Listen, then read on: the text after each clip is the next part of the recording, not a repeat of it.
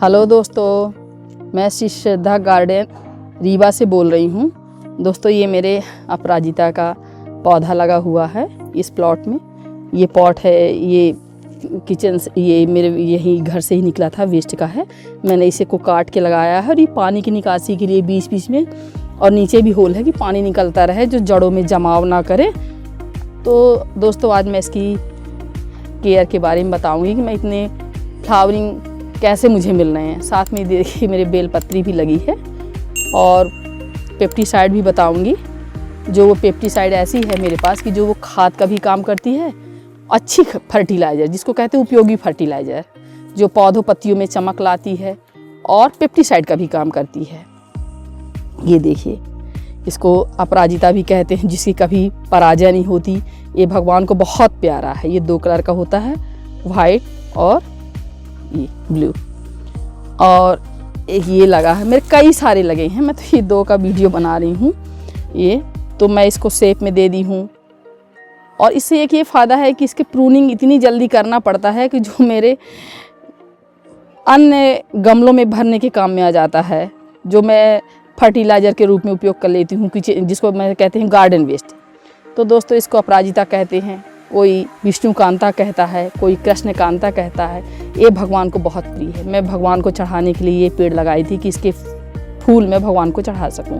शनिदेव को 11 चढ़ा दो, विष्णु भगवान को भी पसंद है, दुर्गा जी को बहुत पसंद है, और शंकर जी को भी बहुत पसंद है। ये देखिए, ये पौधे में इसको मैं ये प्रूनिंग कर दी थी। मैं इसको नहीं करी, ये मेरा भी नया पौधा लगाया।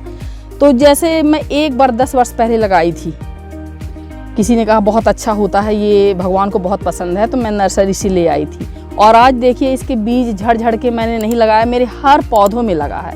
मैं नहीं उखाड़ती, जहाँ लग गया वो लगा है। और इसकी ज़्यादा केयर की ज़रूरत नहीं है, थोड़ा सा मिट्टी में ये लग जाता है। और मेरी सारी मिट्टी उपजाऊ है। वो मिट्टी रहने गई, वो खाद बन गई सारी मेरी मिट्टी। मेरे पास नॉर्मल मिट्टी है ही नहीं। स्टार्टिंग में थी, 2-3 साल गार्डनिंग करते करते वो सारे खाद में तब्दील हो गई। और ये इसकी फलियां हैं। तो ये देखिए, और इसमें खाद में ये समय समय पर गुड़ाई करती रहती हूँ। ये मिट्टी देखिए मेरी, मैं हाथ से ही कर देती हूँ।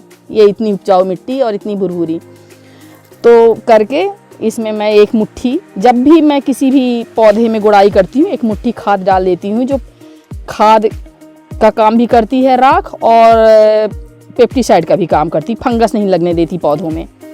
इसके बाद गुड़ाई करने के बाद मैं कभी ये केले का और फर्टिलाइज़र, कभी सभी किचन वेस्ट का मिक्सचर, फल सब्जियों का मिक्सचर का लिक्विड ये डाल देती हूँ। और कभी ये सरसों की खली का लिक्विड।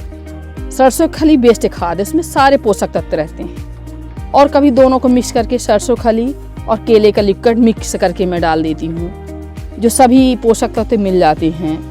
केले में बहुत पोटेशियम रहता है, जो फूल में बहुत काम देता है। साथ में मैग्नीशियम, कैल्शियम, और ये भी बहुत रिच फर्टिलाइज़र होता है सरसों की खली। और साथ में ये डीकम्पोजर, मेरा ये गुड़ का घोल मिला रहता है, ये पोषक तत्वों में तब्दील कर देता है। और सबसे अच्छा ये जो मैं स्प्रे बनाती हूँ, ये स्प्रे मैं इस सभी में छिड़काव करती रहती हूँ। ये इस घोल का है, ये जो नीम के पत्तों का, और सहजन की फलियों का, और करेला की पत्तियों का, कनैल की पत्तियों का, और एलोवेरा का, ये सब का लिक्विड है। ये मैं डाल लेती हूँ।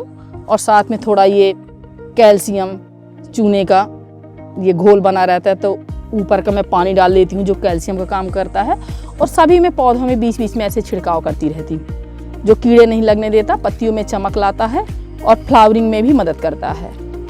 तो दोस्तों, कैसा रहा आज का मेरा ये अनुभव, ये वीडियो? जितना मेरे पास अनुभव था, जो मैं अपने पौधों में करती हूँ, वो मैं आपको बता दी। इससे ज़्यादा मुझे कुछ भी नॉलेज नहीं है। तो दोस्तों, लाइक शेयर कीजिएगा, कमेंट कीजिएगा, जो मुझसे गलतियाँ हो जिससे मैं सुधार सकूँ, मुझे कमेंट द्वारा बताइएगा। नमस्कार दोस्तों।